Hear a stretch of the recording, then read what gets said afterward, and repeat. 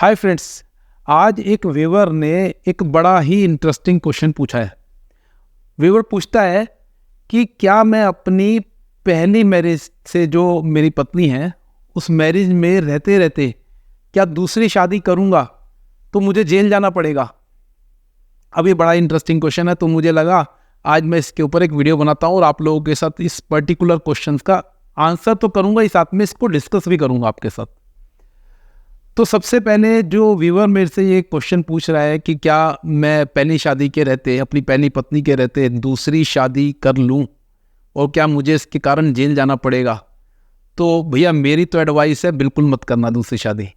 हाँ, अगर आपकी इच्छा है, आपका पहली शादी में भी अभी ऐसा लगता है कि अभी आपको और एक शादी करने की ज़रूरत है, तो मैं कह नहीं सकता हूँ, क्योंकि अब ये क्वेश्चन इसलिए पूछा जा रहा है कि बहुत सारे ऐसे हमने अभी केसेस देखे हैं रिसेंट में जहाँ पर लोगों ने दो शादी कर रखी है, हिंदू धर्म में रहते रहते भी दो शादी की हुई है। तो क्या ये पॉसिबल है, और क्या अगर कोई ऐसा करता है तो उसे किस सिचुएशन में जेल जाना पड़ेगा। अब अगर हम इसको बात करते हैं कानून की नज़र से देखते हैं तो देखिए दोस्तों, कानून बड़ा ही क्लियर है इसके ऊपर। सेक्शन 494 आईपीसी जो बात करता है कि अगर आप एक शादी में रहते हुए दूसरी शादी कर लेते हैं तो ये एक ऑफेंस है, और जहां पर 7 साल की, जी हाँ दोस्तों, मैं 7 साल की सजा की बात कर रहा हूं, यहां पर 7 साल की सजा हो जाएगी आपको। अब तो ये जितने भी लोग ऐसे हैं जो एक शादी में रहते हुए दूसरी शादी कर लेते हैं, मैं नाम नहीं लेना चाहता हूँ, एक यूट्यूबर भी है जिसने 2 शादी की है, और बहुत सारे ऐसे हिंदू समाज में ऐसे लोग हैं जिन्होंने 2 शादी करी है, सक्सेसफुली 2 शादी करके वो रह रहे हैं और कोई भी उनको पुलिस नहीं पकड़ के ले गई। तो ऐसा कैसे हुआ ये भी मैं आपको बताऊंगा। तो जब मैं ऑफेंस की बात कर रहा था तो यहाँ मैंने बोला आईपीसी का सेक्शन 494 यहाँ पर अट्रैक्ट होता है, जहां पर 7 साल की सजा का प्रावधान दिया गया है। अब अगर 7 साल की सजा है तो ऐसे कैसे लोग खुले घूम रहे हैं 2 शादी करके भी। देखिए बड़ा ही इसके अंदर एक इंटरेस्टिंग फैक्ट है। अगर हम कानून की नज़र से देखते हैं तो सीआरपीसी का एक सेक्शन है जिसको हम 198(1) जहाँ पर कुछ प्रोविजंस दिए गए हैं इस तरह के ऑफेंसेस को लेकर के। और ये जो सीआरपीसी का सेक्शन है 198(1) ये बोलता है कि अगर इस तरह के ऑफेंस के अंदर, जो मैंने सेकंड मैरिज के ऑफेंस के बारे में बात करी है 494, ऐसे कुछ और ऑफेंस है, अगर इस तरह का कोई ऑफेंस होता है तो वहां पर कंप्लेंट केवल एग्रीव्ड पर्सन ही करेगा। अब ये बड़ा एक इंटरेस्टिंग पेज है इस पर्टिकुलर सेक्शन के अंदर। अगर इस तरह का कोई ऑफेंस होता है, कोई पर्सन दूसरी शादी करता है, तो यहां पर कंप्लेनेंट केवल उसकी वाइफ हो सकती है। ऐसा नहीं है कि वाइफ की मदर आकर के या उसके फादर आकर के या उसका ब्रदर आकर के कंप्लेंट कर दे, वाइफ को ही कंप्लेंट देनी पड़ेगी। अब अगर वाइफ कंप्लेंट देती है तो क्या पुलिस आएगी और उसको उठा करके ले जाएगी? ये भी नहीं है, क्योंकि जब हम 494 आईपीसी की बात करते हैं तो ये एक नॉन कॉग्निजेबल ऑफेंस की कैटेगरी के अंदर बनाया गया ऑफेंस है। अब नॉन कॉग्निजेबल के बारे में मैंने पहले भी कई सारे वीडियो दिए हैं मैं, लेकिन अभी आपको बता देता हूँ ये एक ऐसे ऑफेंस होते हैं जिसके अंदर पुलिस एफआईआर नहीं करेगी। जी हाँ दोस्तों, एफआईआर नहीं रजिस्टर्ड करेगी, वो एक नॉन कॉग्निजेबल रिपोर्ट काट करके आपको दे देगी और आपको कहेगी कोर्ट अप्रोच कीजिए और कोर्ट से इसके अंदर अपना केस लड़िए। तो मैंने कहा नॉन कॉग्निजेबल रिपोर्ट है। अब यहाँ पर पुलिस आपको, अगर कोई मान लीजिए वाइफ जाती है और वहाँ पर बताती है कि मेरे पति ने दूसरी शादी कर ली है, या पति जाता है वहाँ पर जाके बोलता है कि मेरी वाइफ ने दूसरी शादी कर ली है और ये तो एक ऑफेंस हो गया है, भैया जाओ इसको पकड़ो, तो वो आपको एक नॉन कॉग्निजेबल रिपोर्ट काट के दे देंगे और कहेंगे जाओ कोर्ट जा करके अपना केस लड़ो। और ये एक बेलेबल ऑफेंस है।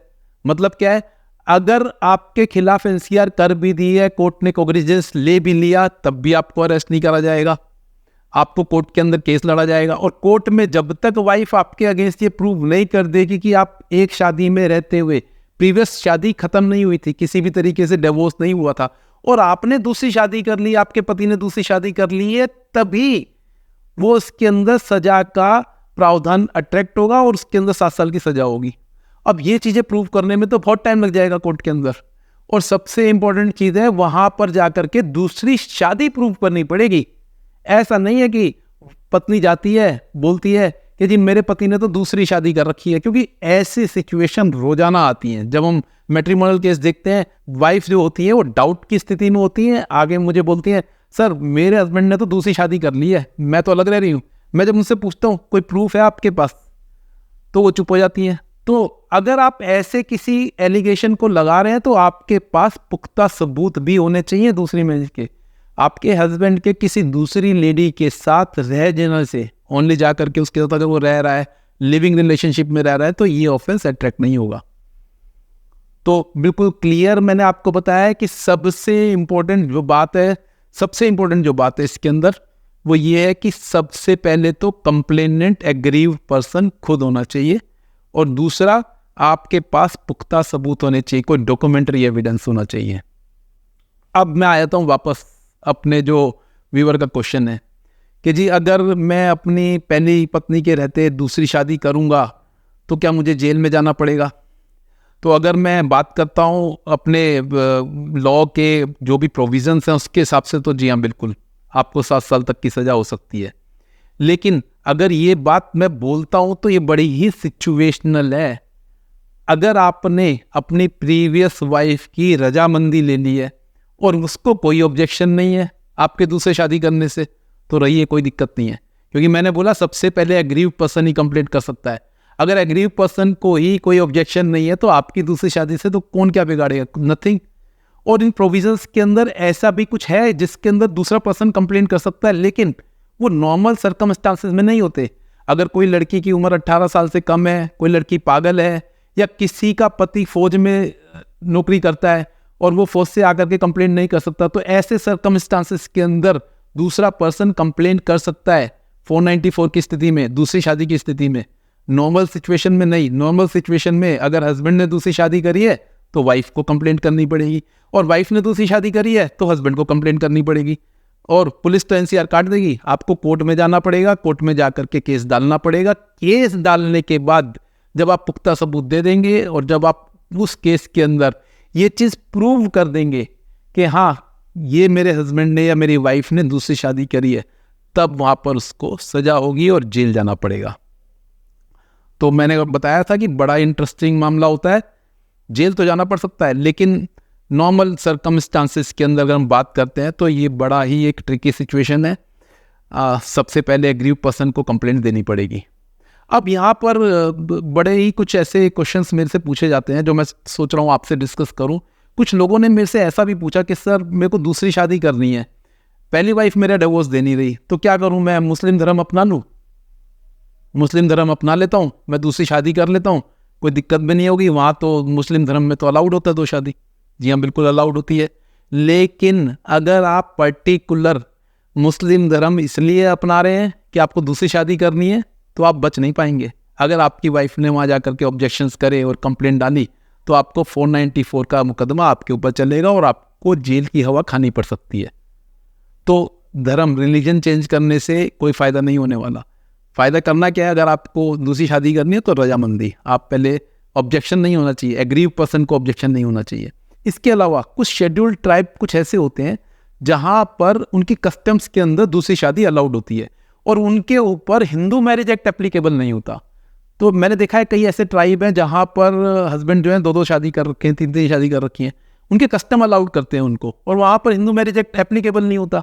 तो ऐसी जगह पर जाकर के ऐसे ट्राइब्स के अंदर अगर हम बात करते हैं, उन पर्टिकुलर ट्राइब्स की हम बात करते हैं, तो वो दूसरी शादी कर सकते हैं अपनी पहली पत्नी के रहते।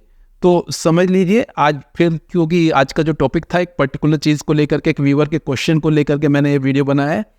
कभी भी अगर आपके मन में ऐसा आ रहा है कि आपको दूसरी शादी करनी है, पहली चीज़ तो मैं आपको सलाह दूंगा, यार ये विचार अपने दिमाग से निकाल ही दो, क्यों करनी है। अगर डिस्प्यूट है, अगर आपको लगता है ऐसी कोई सिचुएशन है, तो ऑब्जेक्शन नहीं होना चाहिए। आपके लाइफ पार्टनर का ऑब्जेक्शन नहीं होना चाहिए। अगर ऑब्जेक्शन नहीं है तो कर सकते हो, कोई दिक्कत नहीं है, आपको जेल नहीं जाना पड़ेगा। तो दोस्तों इस तरह की और भी इंटरेस्टिंग इन्फॉर्मेशन से मैं आपको आने वाले समय में लीगल इन्फॉर्मेशन से अवगत कराता रहूँगा। आपने अगर अभी तक चैनल को सब्सक्राइब नहीं किया है तो चैनल को जरूर सब्सक्राइब कर दीजिएगा। ऐसे इंटरेस्टिंग बातें और डिस्कशन आपसे जरूर करेंगे। मैं एडवोकेट योगेश अग्रवाल आपके सुनहरे भविष्य की कामना करता हूँ। जय हिंद, जय भारत।